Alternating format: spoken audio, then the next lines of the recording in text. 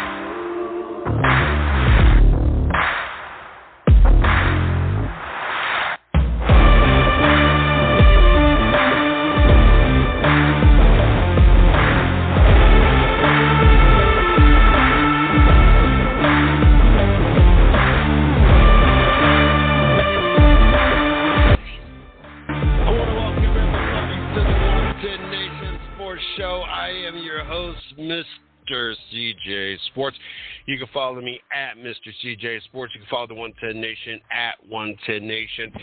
Glad to be here in the Carolina Sports Plus studio. It's Wednesday night. We are back on our home night. I'm very excited about tonight's show. Got an opportunity, thanks to the lovely people at The Real Job that decide that we don't need all the hours that we got, and they keep cutting and cutting, and for the last 8 weeks, they have cut my hours. Even though, found out yesterday, as a whole, as a region, as an average, we've actually supposedly have gained 15 or 5 hours per store. So that's not been the case at my store, so I took this opportunity today to take the oldest son to Kings Island. So I got to spend all day in the sun riding roller coaster rides, eating some food, ice cream, and enjoying the day. Trying to drink some water because it was toasty, 85 degrees. Not hot, but toasty.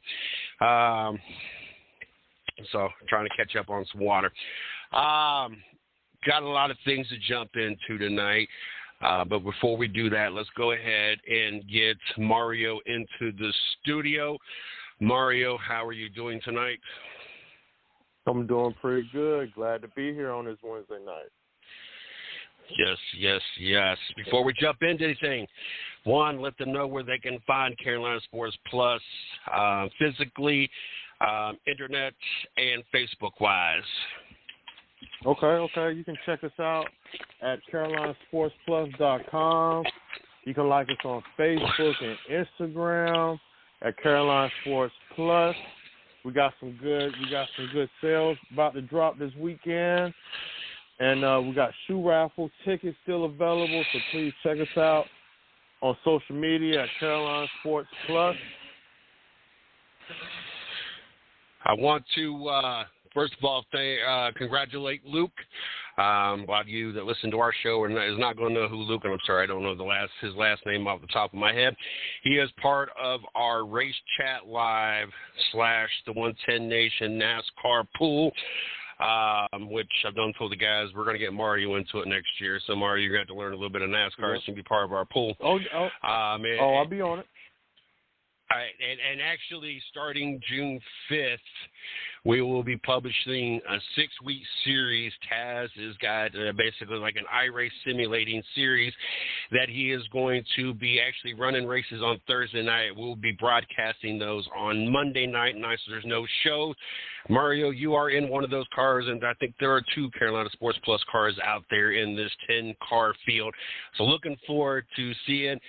He asked, should he use SX? It's based off the SRX series. Asked to use his names. I said, just use your own names. Use some of our names if you want. Be creative. Make it your own brand. Make it your own storyline. Let's see how many people kind of get involved or get sucked into the storylines of what happens during the 6-race series that he has, 6-race season he has in season 1. So looking forward to that. But The 110 Nation crew will be in cars out there, sponsored by the 110 Nation, Carolina Sports Plus, Bears Bullish Market, and a whole bunch of other things. So looking for that. And a couple tribute cars to a couple people that have passed, that have been part of the 110 Nation. Mike Stats Paracone, John Izzo. So just a few people that we're also paying tributes that will be out there in those cars as well. So looking forward to that. But I want to congratulate Luke. We had an all-star weekend for NASCAR this last weekend, and it was a non-points race. What we went ahead and did is the highest finishing person won a $25 gift card, which I got to drop it off tomorrow morning, and they got 10 raffle tickets for the Carolina Sports Plus shoe raffle, which is the second Friday in June. So congratulations to him. I'm looking forward to doing another giveaway. We're working on getting 110 Nation cups. They're $20 cups, raffle ticket, and some of the goodies that I came back from North Carolina with to be part of this giveaway. We're going to try to do once a month as well. We got a bunch of goodies. Looking forward to about 2 weeks out to going back to North Carolina. Mario and myself actually are going to be cutting a couple promo videos. Looking forward to that, to promote the shows, kind of throw those on Facebook, promoting, trying to come up with some creative ideas to kind of have fun with that, and just have a couple fun videos that we get to throw out there to promote the show as well. Also, I had an opportunity Saturday to be out at the Day Air Ballpark, watch my Dayton Dragons unfortunately lose, but play baseball. It was a packed house. I was very impressed. That is going to be part of the video of this week, episode 5 of There's Only One Nation. For those that don't subscribe to our YouTube channel, make sure you go over and subscribe to our YouTube channel. Once a week, we put out a video on Saturday called There Is Only One Nation. It's basically the making, the building, and the branding of the 110 Nation. You guys get an idea, kind of get an inside, behind the scenes look of us building and branding and making the 110 Nation. Things we do behind the scene, putting the NASCAR pool together, Mario going to different sporting events in the Carolina Sports Plus, me going to different sporting events and putting stuff together and doing things. We'll have videos of us doing the promo stuff. This week's video's got video of me doing the baseball game, and it's also got video of Mario at a boxing match. Tell the fans or the listeners out there how Saturday night went with old Machete out there in the Carolina Sports Plus sponsored boxer. Oh yes, he did his thing. He had a great fight. He had a KO in the first round. So that was, the KOs, knockouts are always good, So yes. He got another fight coming up in June. We're stepping up opponents. He's currently 3-0 as a professional. He's doing great things out of Burgess and Boxing in Spring Lake, North Carolina. So something to look forward to. We sponsor him. And he's a hard worker and does great things for the community. He's also in the military, so that's always a good foundation. But like I say, his fight is in June, and can't wait to see it. Hopefully we can go 4-0. Be looking forward to that, and looking forward to more behind-the-scenes stuff. I got a couple more games coming up, and as a matter of fact, I will, next week's video, actually have a couple videos of me going to concerts. I have a concert at the Ohio Stadium where the Buckeyes play. I don't know if you know these people, but George Strait and Chris Stapleton Saturday night, and then actually next Thursday night, whenever the 1st is. So yeah, next Thursday night, Dustin Lynch. They have the local country channel out here is their 34th birthday, and got tickets to that. So got a couple events this week, and I got a baseball game on the 2nd. So it's going to be a busy week next week over this next 7 days. So a lot of things going on. It's very exciting. Taz has got some video out that we'll be putting in there as well. I've been doing what I call the early drive. I record myself going into work between 2 and 4 a.m. I did a video Monday morning talking about Jimmy Butler and Grant Williams, which is something we're going to talk about tonight.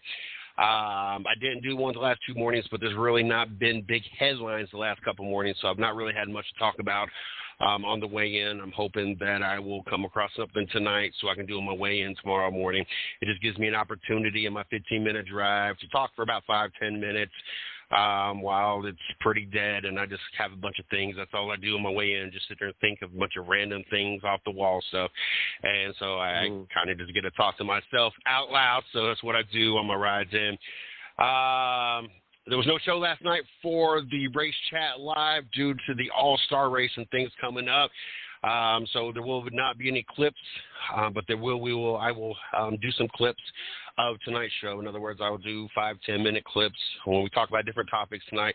Break that up for those out there to kind of get small sample sizes of the show to lead them into hopefully catching the shows. And you guys can go to www.the110nationsportsradionetwork.com and catch all our shows. It also got links to all the different platforms you can catch the show. If it be YouTube, iHeartRadio, Spotify, iTunes, Spreaker, Blog Talk Radio, however you listen to your podcast.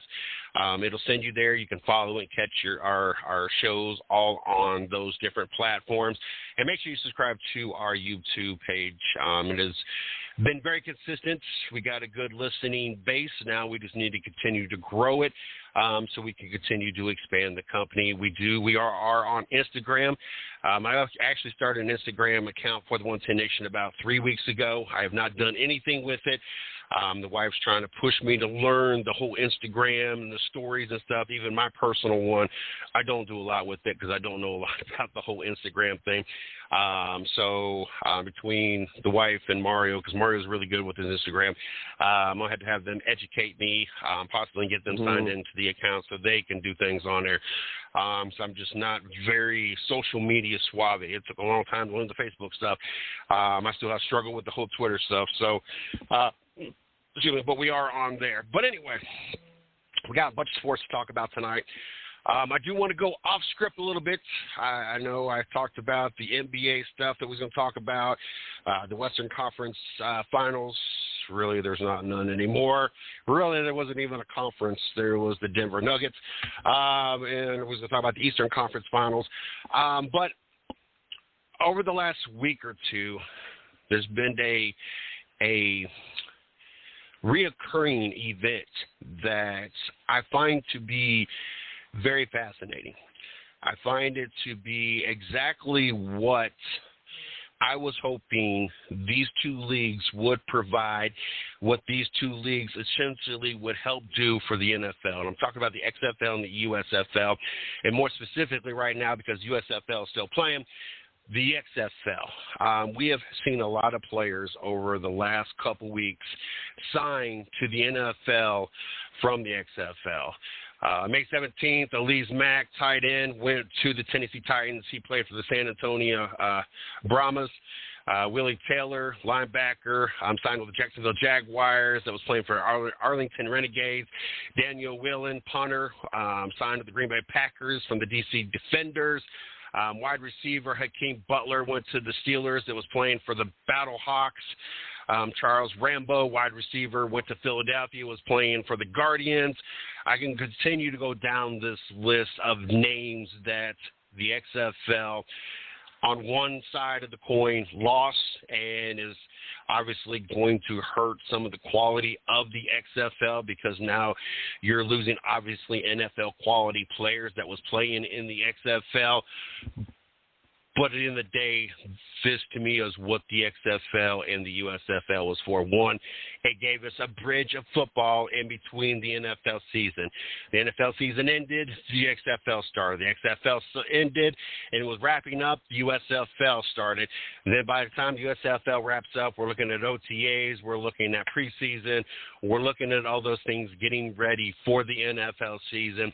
And we get to see players sign, players that stand out.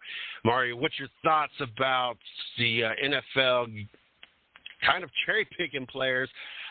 But what's your thoughts on this? I believe my thoughts are it's kind of is doing his job. You know what I mean? You got people that's showing their talent, on other leagues, being able to come to the NFL and show what they can do. You know what I mean? As far as getting invited to OTAs and training camps and things like that, that's a big thing because you never know. You can get a job and get on the roster. Your Carolina Panthers have got them a couple players. They got Gary Jennings, wide receiver, out of the St. Louis Battlehawks, and Jordan Thomas, tight end, out of the Orlando Guardians. So your team is obviously taking an advantage of be able to sign some of these top players out of the XFL. I wish the USFL would have a little more different rules. It's one of the things I like about the XFL. They got different things. Because at the end of the day, I wanted some of these things to integrate into the NFL to help improve the flow of the game, the quality of the game, and at the end of the day, the excitement of the game. And there's some things about the XFL that I do like. I really love the whole 2, 3, and 5 point conversion, or how many point conversions you get versus just the kicking the ball. I really wish that we would do something different, just moving it back a few yards. Yes, the percentage of extra point guaranteed have gone down, but I still want teams to kind of work for it more versus just kicking the ball and be done with it. So I do like that with XFL. There's a few things that the XFL does that I do like that I wish the NFL does adopt at some point or another. The USFL kind of more reflects the NFL, and I'm not saying it's a bad thing. I just wish they would change up a few things just to see what works, what doesn't work. You can always change it back or modify them, but at the end of the day, the NFL is watching this stuff to help improve their league, and I know some of these things the NFL will adopt and have been watching when it comes to both leagues. I know there's a couple quarterbacks. Definitely the one that sticks out to me in the USFL is not him. I had his name pulled up, and he was so far down on the list. I was surprised because they have a lot of quarterbacks in front of them that I kind of surprised me that they felt it was the Birmingham quarterback. Where'd he go to? Blah blah blah. No.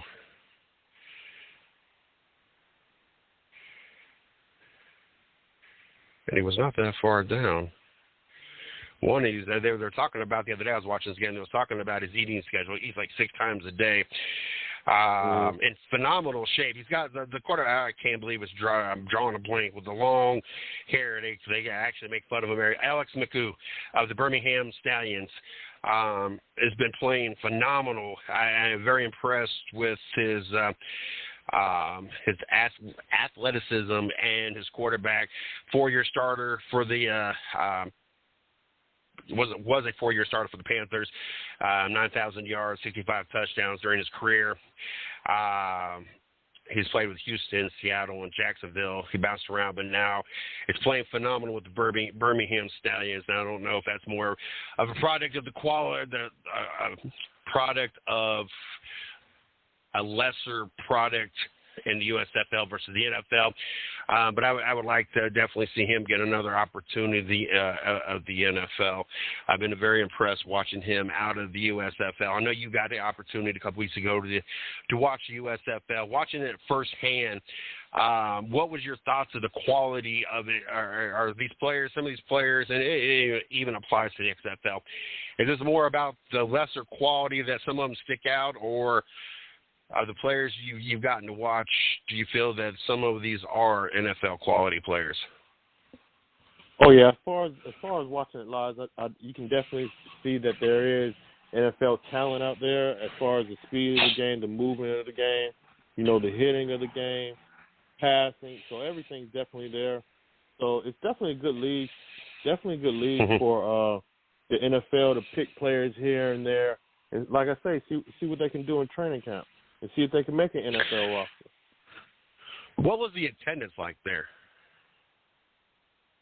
It wasn't too full. It was halfway full. Less than half, I would say. Was you surprised either way? Surprised as many as was there, or surprised there wasn't more? I was more surprised of the attendance there. It kind of caught me off guard. Like, okay. As I pay attention to that, just like I do with NASCAR races, I was very impressed of how many people showed up this weekend at North Wilkesboro. For those that are not necessarily NASCAR fans, North Wilkesboro is a track that hasn't been raced on since '96 was the last year that they raced.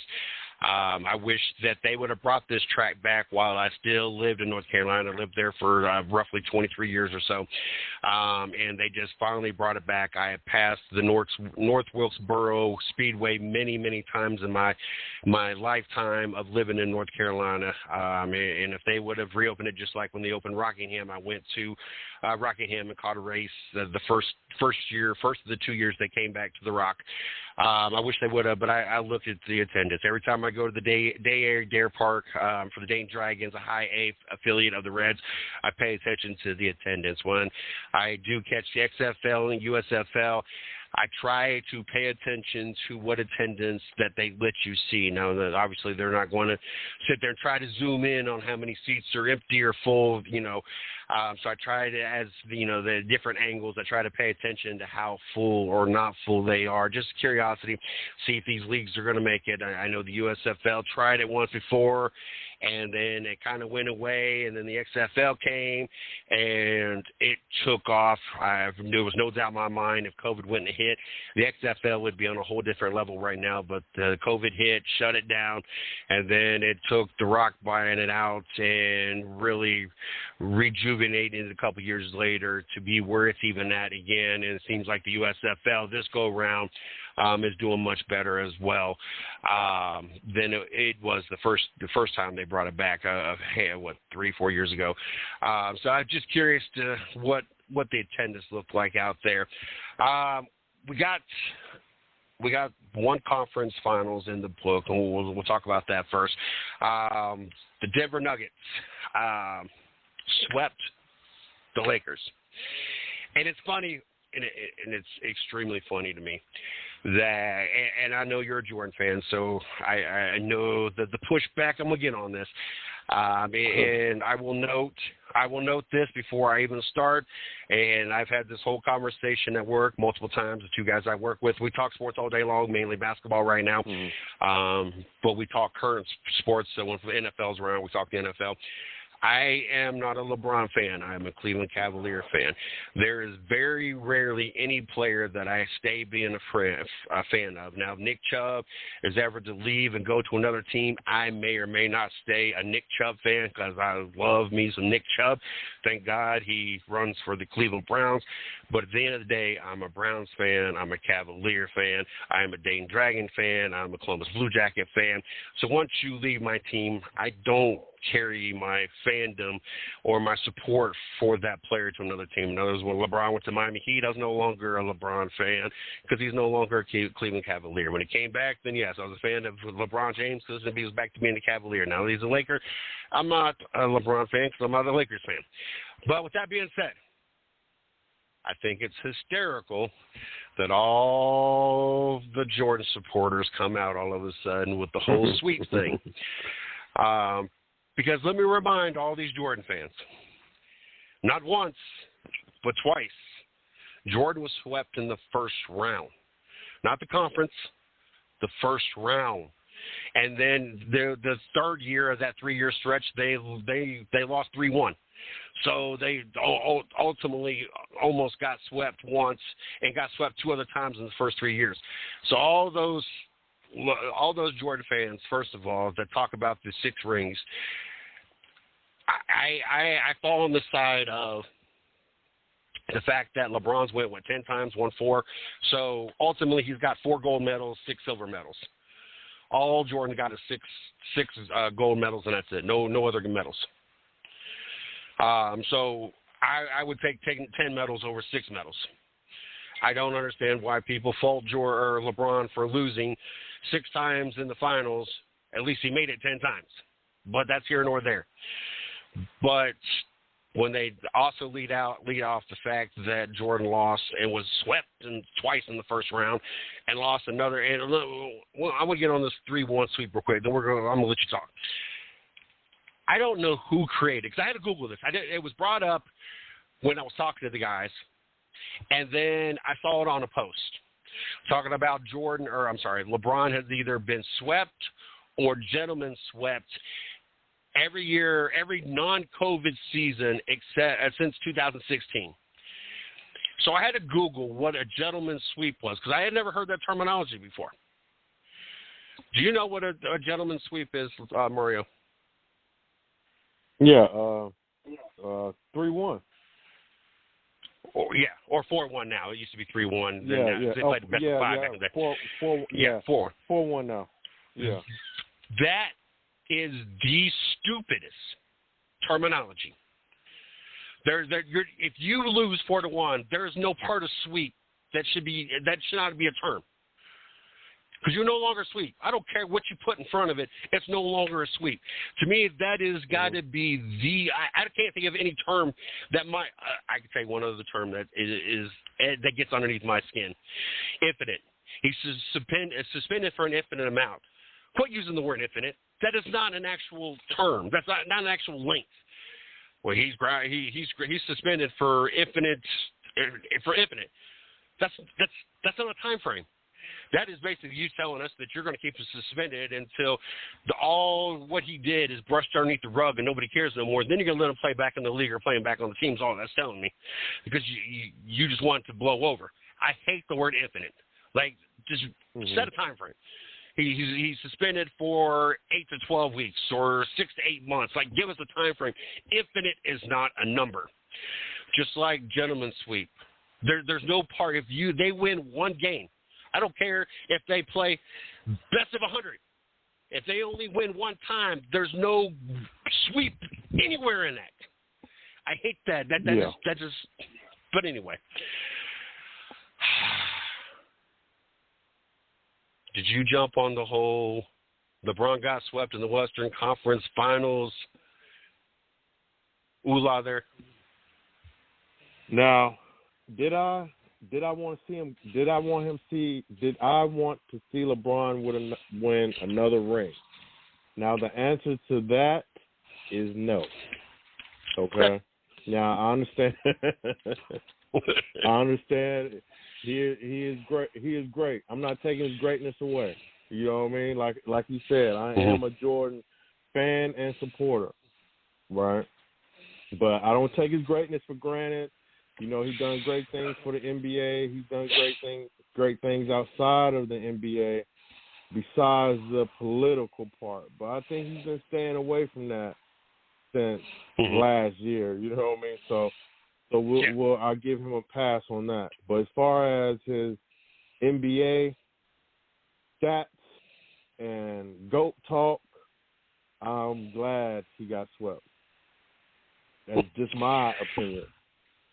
Now, as far as go ahead. I was gonna say the whole swept thing doesn't. One, I don't get into the whole GOAT conversation because I think it's probably one of the most ridiculous arguments there is, because the league is different. Yeah. Jordan was the greatest at his time. Then Kobe came in there, and he was the greatest at that time in between prime Jordan and prime LeBron. LeBron took over, and I agree with what LeBron said when he kind of let us want to think there's possible retirement, but then he came back and said, I'm still better than 90% of the 95%, I forget, of the league, which I'm not going to dispute that. I feel that there's a good chance he is probably still at damn near 40 years old, 20 years in the league. He probably is better than 90% of the league out there. You could also see in this year's playoffs, especially the finals, the age is catching up with them. We watched, and we even talked about this on the show, and the fact that Draymond Green and Steph Curry questioned and was confused by his playing style.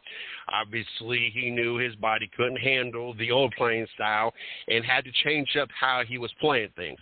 I don't think that necessarily cost him the finals. And he showed up in game 4. He had 40 points, 10 rebounds, and I mean, he was on a phenomenal game. Now, most of that was the first half. I think he had damn near 30 points in the first half, so the second half was kind of sluggish. But we also seen that Father Time has caught up with him, and I think that's part of him throwing out. Maybe not. Do I think he retires? Probably not. I think he will play lesser, and they're going to have to bring a Kyrie Irving or somebody else in, another top, 50 player in the league right now, or top 25 player in the league currently, to help carry the load, because LeBron, I think if he does continue forward, is going to – the time on the court is going to be less and less, and what he does physically is going to be less and less. I can't see him playing and maintaining the minutes that he has, even to include this year. Your thoughts on, before I talk about the Denver Nuggets, your thoughts on the Lakers, LeBron James. Do you think he's retiring? Do you think he was just frustrated? To someone like, I know there's been a lot of talks to Kyrie Irving. I know that the Lakers are trying to re-sign their two players, Reeves and the other guy, and not that I could even pronounce it, but I can't remember his name.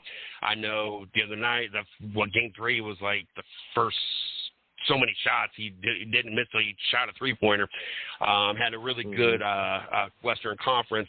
What do you see with the Lakers and what, end of the day, LeBron, what they're going to do or what he's going to do?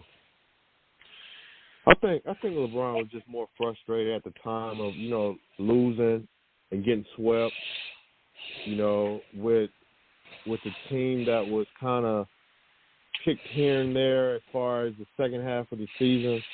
You don't get the time, the reps to play with the whole team. You know what I mean? Most times one player gets traded, two players get traded at the most off of one team that goes to the playoffs, but they had a whole shakeup when bringing in 3 to 4 players, halfway through a season and trying to figure out what's going on. And then I think by his press conference was more just letting the Lakers know, letting GM know, letting the owner know, I'm ready to win.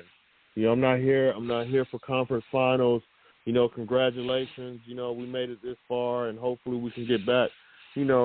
He is into winning championships because that's what he's there for. So you can understand why he says the things that he says as far as retirement. But then on the other end, as far as a Jordan, fan, he's played with a lot of talent. You understand what I'm saying? You can honestly say he really has, just from throughout his career. He's playing with some high-level people on his team. So I think he comes back. I think they're gonna get Kyrie Irving, and then with Kyrie coming to two of the games, during the playoffs, in the crowd, I heard somebody say, them tickets are not on StubHub. You understand what I'm saying? You physically have to know somebody or talk to somebody to physically get them style of tickets there. And with the Lakers know that Kyrie Irving came to see Game 4, I think it's in the air. I think LeBron can pull his magic as far as getting what he wants, especially at the age where he's at. The time where he can win right now is that because they can win. We never seen a player of LeBron James, play the style that he plays, the length that he's played, even though he sits out or whatnot. But I'm just talking about as far as his age. So you are looking at something great because you have to take care of your body to get this far. So, people shouldn't take that for granted. But I think he comes back. I think they have to get another top-tier scorer that can hold LeBron James down so he can just pass, and take breaks here and there because he can't handle the being the offensive man to carry a team just because he's going to run out of gas. And we saw that in Game 4. With him having 30 points and then coming 30 points in the first half and then ending the game with 10, you can see that right there speaks for itself. You know, I'm glad you brought that up because that's always an argument that's interesting to me. Because when people talk about the players that LeBron has played with, everybody acts like Jordan played with a bunch of scrubs. I mean, Scottie Pippen was not a bad player. Oh no. I'm just defending as far as I understand. No, he's not. The one thing you get kind of like situated with the Bulls, the GM. You know, they built Chicago. Now Michael Jordan wasn't in the locker room telling me, go get me Isaiah Thomas, go get me Charles Barkley, go get me Kevin Johnson, go get me, you know what I mean, whoever was out there at the time. Didn't they pursue Tony Kukoc? But yeah, Kukoc was drafted by the Bulls. Kukoc came from overseas. Anybody could have had Kukoc at that time. So I mean as far as that, and then Jordan them, they didn't want him. They didn't want him on his team. But I'm just saying, you know, as far as overall, you know, everybody's gonna have their, you know, opinions here and there, but it's just. I think the one that's funny to me is the Cleveland Cavalier championship, because even the Miami Heat won because Dwayne Wade was already there. So you brought Chris Bosh. You can say what you want to say about Chris Bosh. I don't think Chris Bosh was all that in a bag of chips. Obviously, he was a key piece of helping them win a championship, but to me it was more Wade, LeBron, and then everybody else, and it was a combination, and nobody else was really a superstar.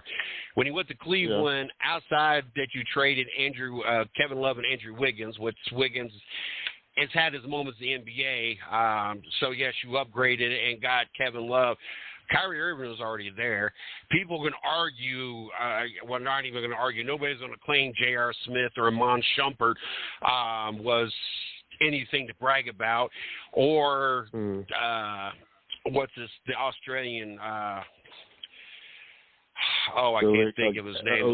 Ilgauskas. Who? No, I'm talking about the little point guard. Little one. Yeah, the point guard. Yeah. I can see his face, but I cannot think of his name to save my life. And then he got greedy, went somewhere else, and is really not had a career anywhere else. Double T was already there. We traded off a couple other first rounds. So, you know, people can say what they want. Outside of L.A., which the only big piece you brought in was AD. Most of those pieces on either team was, you know, the big pieces were already there outside of Kevin Love. So, I mean, and to his defense, and I hate that he left Cleveland. I understood why he left Cleveland because Dan Gilbert wasn't putting no players around him. I hate how he waited until the very end of free agency to do it.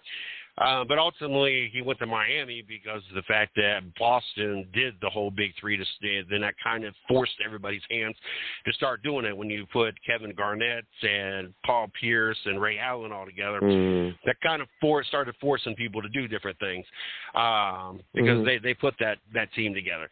And so, you know, I don't look less on Golden State because they have, you know, had basically a big three. And even with the Kevin Durant thing, I understand why they went and got Kevin Durant. I'm not a fan of, you know, because of the Warriors, but I understand why they did. And they only added one piece. The rest of the pieces they drafted. So everybody gets upset with Kevin Durant and his championships. He went to a team that was already pre-assembled. He was the only piece that got added. It wasn't like three other superstars joined the team. The team was already assembled. They only added one piece to it. So, you know, people – on the narrative they want, they pick and choose how they feel, what they see. And it's funny to me because you're a Cavalier fan. Okay, well, Golden State did this. Well, no, Golden State didn't do really anything different than you did. You added Kevin Love. They added Kevin Durant. Kevin Durant just happened to be the better piece. Chicago fans, well, LeBron did all this. Well, LeBron he went back to his original team and only added one piece. The rest of it was there, and nobody would brag about J.R. Smith, who ended up going up the court the wrong way in the third year that they were in a championship. Iman Shumpert, I can't even. Richard Jefferson. Like nobody else on the team, anybody would brag about or anything else. It's not like, he brought this whole – and even, like I said, even with the Lakers, I mean, outside of AD, there's no really other superstars on that team. You just happen to have two of the top 10 players and probably top 5 players in the entire league on the same team. But at the end of the day, what good did it do them? Because we're going to talk about the other team. Even though I feel the Denver Nuggets, I felt either team out of the West was better than either team out of the East. So even though the Denver won, they are the better team, they don't really impress me. And I know that's bad to say when we just watched them sweep the Lakers. I don't know. It was just blah basketball. Like, other than when Aaron Gordon and LeBron almost got into it, there was really not that much excitement. There was one point in, I think, Game 3 or Game 4 that the Lakers came back, took a lead late, but that lasted very short, and then Denver Nuggets took back over. Outside of that, it was just the game was played, and that was it. Like, there was no – it was just like the Lakers would throw a punch, Denver Nuggets would throw a punch. Lakers would throw a punch, Denver Nuggets would throw a punch and a half. Lakers would throw another punch, Denver would throw a punch. Lakers would throw a punch, Denver might throw another a punch and a half. Now they're up by 2 points, and that's just kind of how it went through the whole game. They weren't dominant. They didn't, like, even the game that everybody made a big deal about with Nurkic in the first half, second half he was non-existent. So his energy was all used up in the first half, and they coasted through the second half of that game. Yes, they beat the Lakers, and I think that they will be the NBA Finals. But it's not, to me, the traditional, like up until the Game 4 of the Boston-Miami Heat. Miami Heat's been doing their thing. Like, they are dominant. They are doing their thing. Now, I think Game 4, the Boston and the Miami, I think Boston just wanted it more. I think Miami led up. I know they didn't want to, but I think that I'm not going to say so much led up. I just think Boston wanted it more. They didn't want to be sweet. They done got quoted saying, don't let us win one. Don't let us win one. And they went out and did everything they could do to win that one in hopes that will build momentum. I don't think it'll last. I would be surprised if Miami doesn't go into Boston and take Game 5 and it be done. I don't think that zero times out of 150 times, and now one of those times include LeBron James, no team has ever come back on a 3-0 deficit.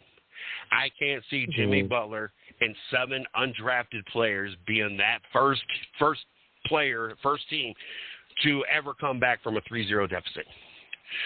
Your thoughts on, before we get into the Eastern Conference, your thoughts on the Denver Nuggets and what you've seen. Was you impressed? You feel that maybe I'm wrong, Dad.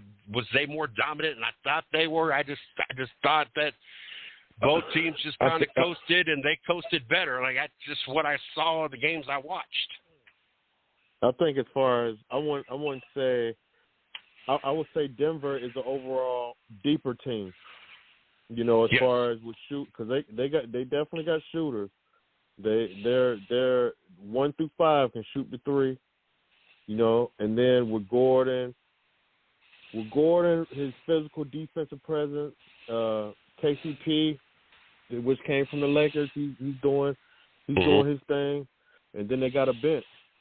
You know, when you can bring in 3 players off the bench that's still quality starters around the NBA on different teams, you know, that plays a difference when you're going against other starters. So I would definitely say they're deeper. They're as far as talent wise, they got good players. They know their role. They got 2 defensive, I wouldn't say studs. I would say good players to guard the perimeter and down low, and they have a good bench. But overall, I do think that the winner of the NBA, NBA Finals champ, I think most likely it will be Denver. Yeah.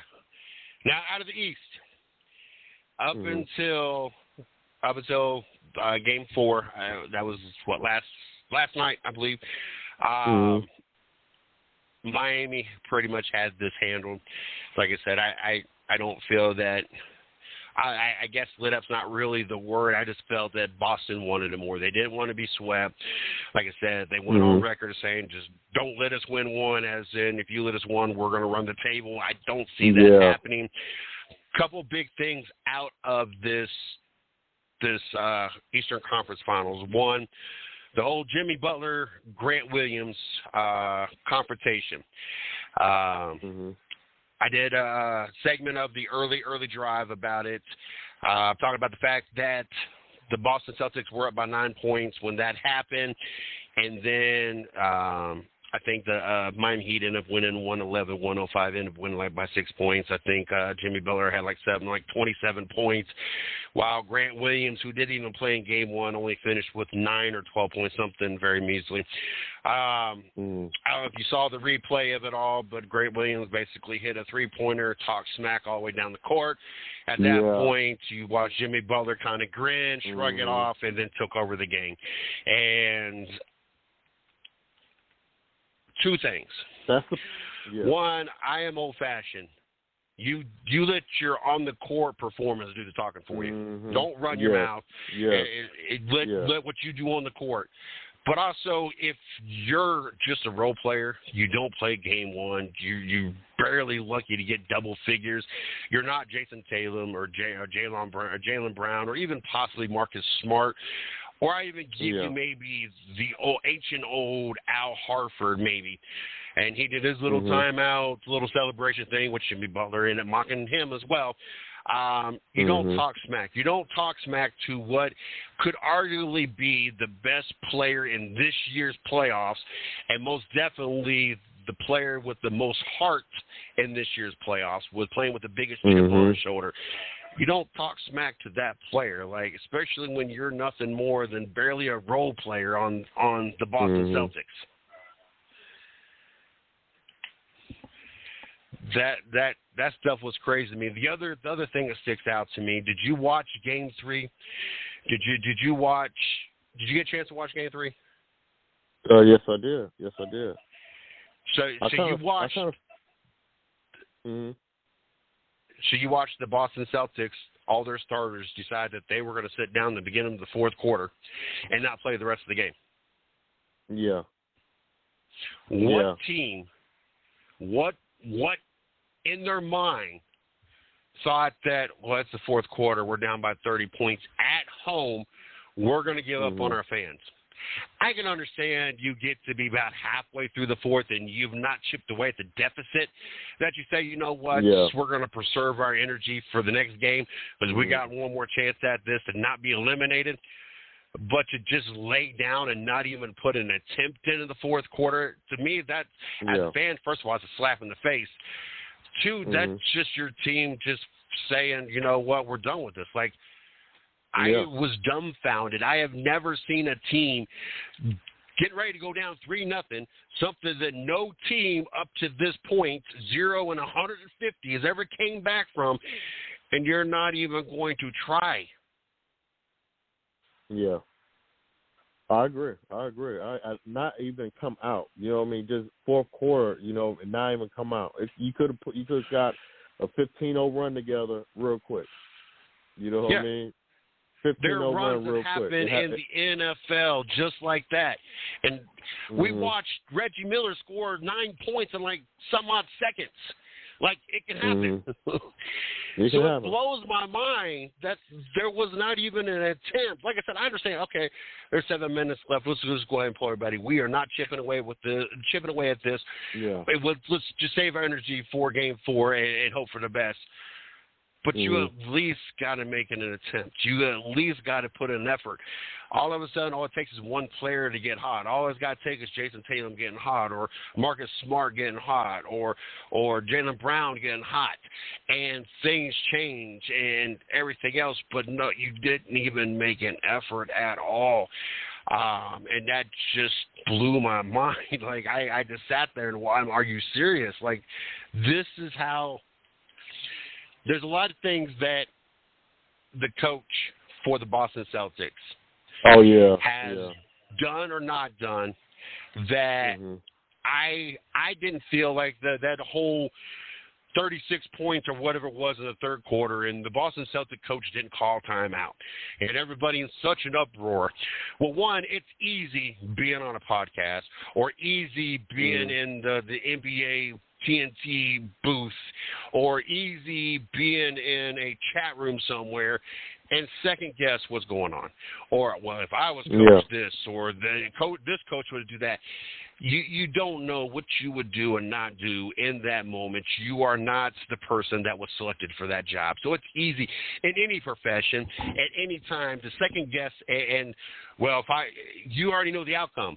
So, yes, it's easy for you to say, well, I would have done it this way because, well, of course you were going to say that now because it's all played out. You know how it played out. In the moment, you don't know how it's going to play out. And who says calling a timeout is going to change anything? Only thing is you can set up a play. Okay, and that's what everybody's – or they at least got a play set up and got an easy or quick score. So you scored 2 points. The other team scored – the Miami Heat scored like 36 points. What 2 points made a difference? Not every time that somebody calls a timeout is an automatic bucket. The percentage is much better. And not every time does it change the momentum of the game. All it does is give your players a minute to – who's to say that they didn't turn things around in that quarter, and you needed those timeouts later to complete a run to get back into the game. So you could sit there and second question everything he did, but you're not in that position. And the only reason you get to second question or second guess it is because it's already played out, and you get to go back and say that because the results have already happened. And there's been a couple other things that have happened. Now, I did notice the other night in Game 4, any time that the Miami Heat started to get a run, it started to look like they were going to get back in control of the game. He did call a timeout. So he did take the advice and it all personal and had made some changes. Good for him.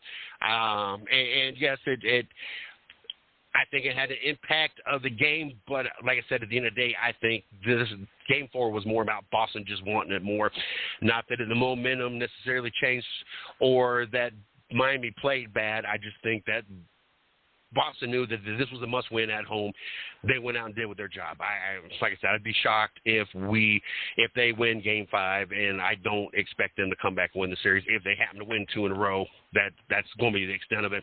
I don't see it going that far.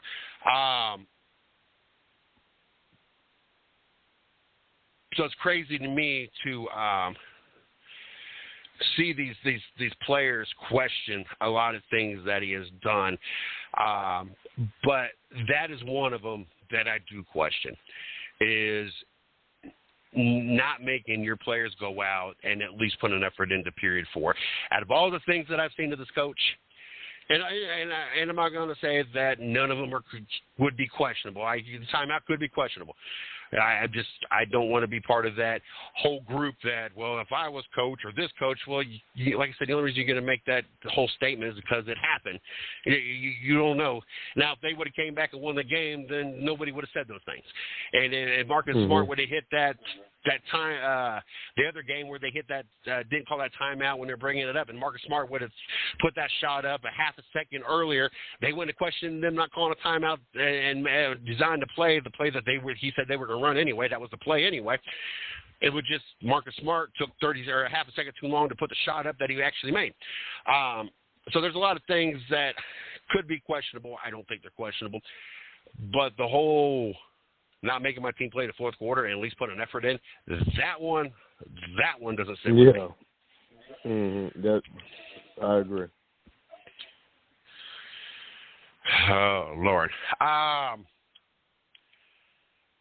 And Jimmy Butler. Oh, my God. Jimmy Butler. Yeah. Playoff Jimmy. Yeah. Who would have thought with 7 undrafted players that – and we say that, but I do want to kind of back up a second because you do have Kyle Lowry. It's not like, there's not a former champion or somewhat of a, an NBA all-star player on your team. Now, it's the back end of Lowry's career. And Bam, whatever his last name, is not some washed-up player. He's a good center. Everybody, and you got Kevin Love, who was a prior champion on that team. So there is players on that team.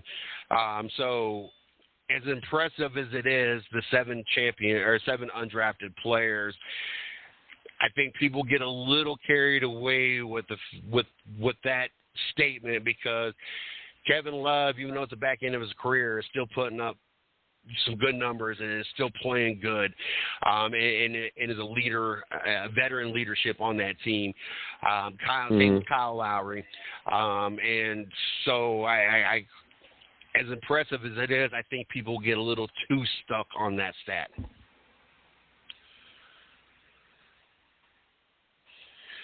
Now, I know the other night I was disappointed in one other thing, and that's Haslem. What was that? Haslem. Oh, yeah. He, 20 years in the league, and here you are with a couple minutes left, and the fans are cheering for you. They want you to come out on the court, and you just look like, I ain't going out there. Why? Knowing this is it for you. And there might not be another opportunity that you're blowing out a team that you can get on the court. Why would you not appease your fan base and at least just get up and play at least one trip up and down the court? You're up by like 30 points.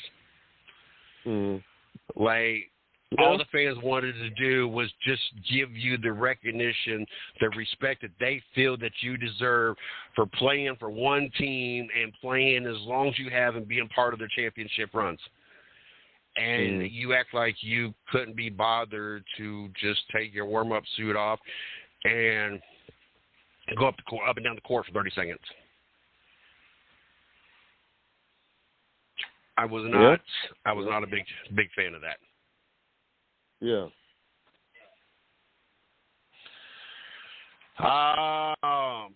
Anything going on this week for you? No, not this weekend. We got a fair coming up soon, and but nothing this weekend. Supposed to be a little rainy this weekend. It's kind of odd. It's kind of like rains every weekend for this whole year almost. I stopped counting at one particular point. It was 13 times we got rained on out of 16 weekends. I stopped counting after that. I haven't looked at this weekend's weather. I hope to God it ain't raining here, because the concert is in the Ohio State Buckeye Stadium. It's a huge concert, big names, and it would be horrible if it rained. Up to this point, I still don't know if the wife is getting to go to the concert or not. She's still recovering from surgery, and she is still real sore, hurting. I might end up going, meeting her brother up. He lives in Columbus, and meeting up with him and going. I'm not 100% sure. We still got a couple more days before we make that decision. She don't go to that one, which kind of sucks, because she always wanted to see George Strait, and then he retired. Never thought she was ever going to be able to see him, which that was a name on my bucket list as well. And then he comes out of retirement. I get the tickets months ago, and then the surgery possibly eliminates that happening. So I kind of feel bad for her, but two big names, so I'm very excited myself this weekend. Like I said, I got another concert on June 1st, hopefully, if she don't get to go to this one. The June 1st one, it's a local one. It's a smaller venue, not as much walking, no stairs, all that stuff, and gives her almost a whole another week to recover. And then, like I said, June 2nd, I'll be back out at the ballpark to watch the Dayton Dragons. So, and then the weekend after that, I will be back in North Kakalaki. We'll get an opportunity to do breakfast, do a couple promo videos, game plan on some things. So definitely looking forward to that. But before we get things wrapped up, let them know where they can find Carolina Sports Plus, physically, website, Facebook. Okay, you can check us out. You can check us out online on social media, on Facebook and Instagram at Carolina Sports Plus. You can catch us on the web at CarolinaSportsPlus.com. We got a lot of good things coming on. We're about to drop our sale this weekend. We still have our raffle going on, so definitely check us out on our social media pages and at CarolinaSportsPlus.com. Don't forget, one, you can catch all the shows, our blogs, show schedules, videos, all over at www.the110nationsportsradionetwork.com. If you go over there, it takes you to, it has links to all the different platforms we're on. So if you listen to podcasts on iHeartRadio, Spotify, iTunes, Spreaker, Blog Talk Radio, YouTube, whatever, there's a tab. All you do is click on it while you're over at that particular platform. Just follow it. Or you can just go to those platforms and just in the search put the 110 Nation Sports. It'll take you to our shows. Follow us there. That way you get a notification all the time, every time our show comes on. Make sure that you subscribe to our YouTube channel. I can't ask enough times, because once we reach a certain amount of subscribers, that helps us monetize that, which then helps to cover the costs. You guys don't want to have any idea how much it costs for us to run this entire network, from the different platforms we're on, to the website, to the domains, to the raffles, to the gift cards, to the giveaways, I get to the services that we got, a phone service, internet, to run all this stuff. You're talking hundreds on top of hundreds of dollars every single month to do this. And for years, there's only been about a 2-year stretch that we had actual money coming in at the beginning. So for about 10 of the years, it's been all out of pocket. So help us out, subscribe to help us be able to monetize, to help lower the cost, and then also be able to expand, to get better programs, to upgrade different things, to have more giveaways. We got a lot of things in the works, a lot of things we're putting together. This will only help us be able to do it better, and do it more.